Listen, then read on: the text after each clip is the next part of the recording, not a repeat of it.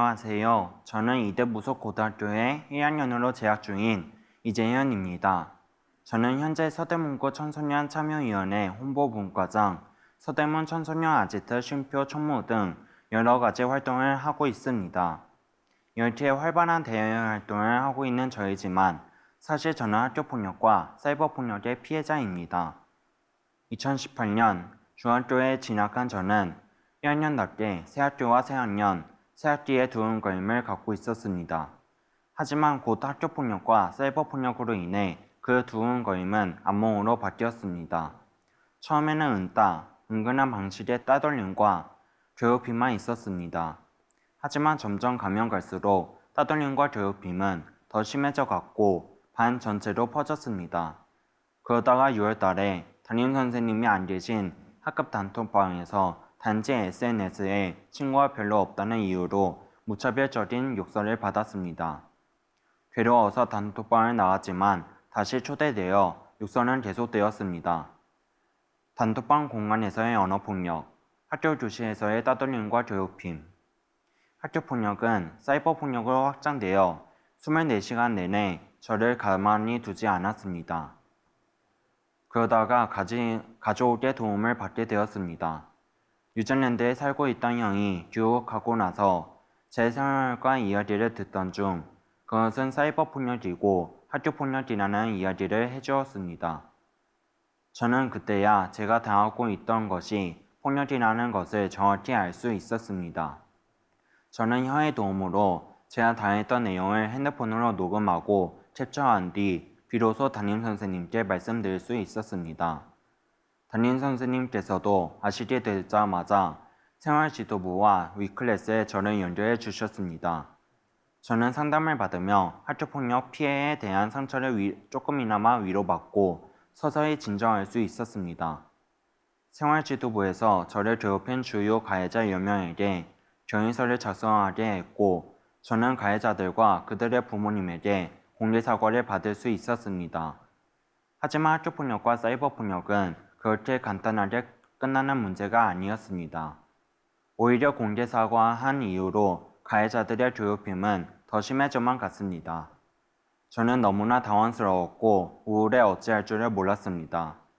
저는 자해행동을 하기 시작했고 집 화장실에서 극단적인 선택까지 시도했습니다.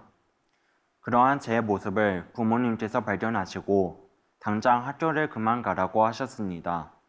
그리고 아예 그 동네를 떠나 그해 9월 저희 가족은 서대문구로 이사하게 되었습니다. 새로운 동네와 학교에서 저는 잘 적응하는 듯 했지만 제 마음엔 어느새 상처가 커져 있었나 봅니다. 학교를 갈 때마다 중1 때 당했던 일들이 떠오르고 밤에 악몽을 꾸어 일상생활도 어려워졌습니다. 저는 이후에 부모님과 상의하여 해당 사건에 대해 학교폭력위원회를 열었습니다. 합포기 결과 가해자 10명 중 1명만이 사회봉사와 교육 이수 처분을 받았습니다. 우울하고 분한 제 마음과 여러 증상들은 상담을 하면서 초반에 어느 정도 차도를 보이는 듯 했지만 제 마음의 상처는 쉽게 해소되지 않았습니다. 시간이 지날수록 악몽은 심해지고 손떨림, 과호흡, 호흡곤란까지 와서 학교를 조퇴하기가 일쑤였습니다. 이러한 우울감과 신체적 증상들은 치료를 병행하고 있음에도 현재까지도 해소되지 않고 있습니다. 제 유튜브의 한 채널에서 들은 말인데 10대 시절 겪은 트라우마는 40대까지 혹은 더 오래 남을 수 있다고 합니다.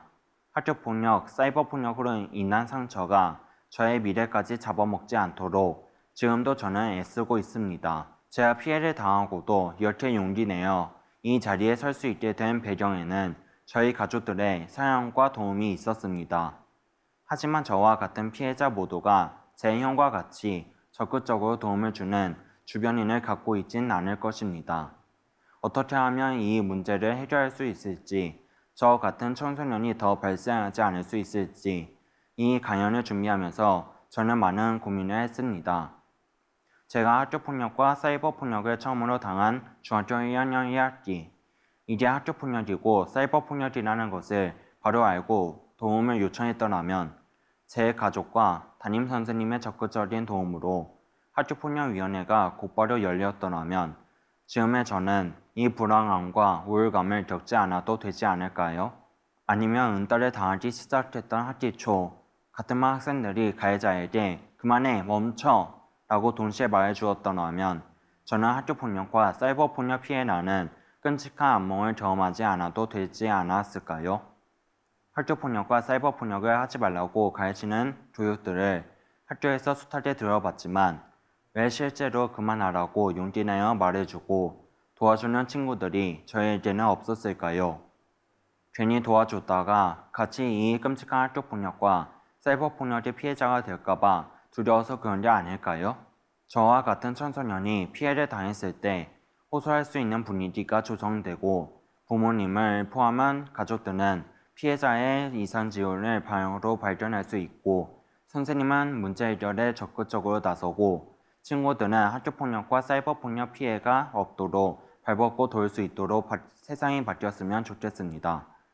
사이버폭력 로그아웃, 친구산화 로그인, 학교폭력과 사이버폭력 없는 안전한 세상에서 청소년이 악몽이 아닌 행복한 꿈을 꿀 수 있도록 이제는 달라졌으면 좋겠습니다. 감사합니다.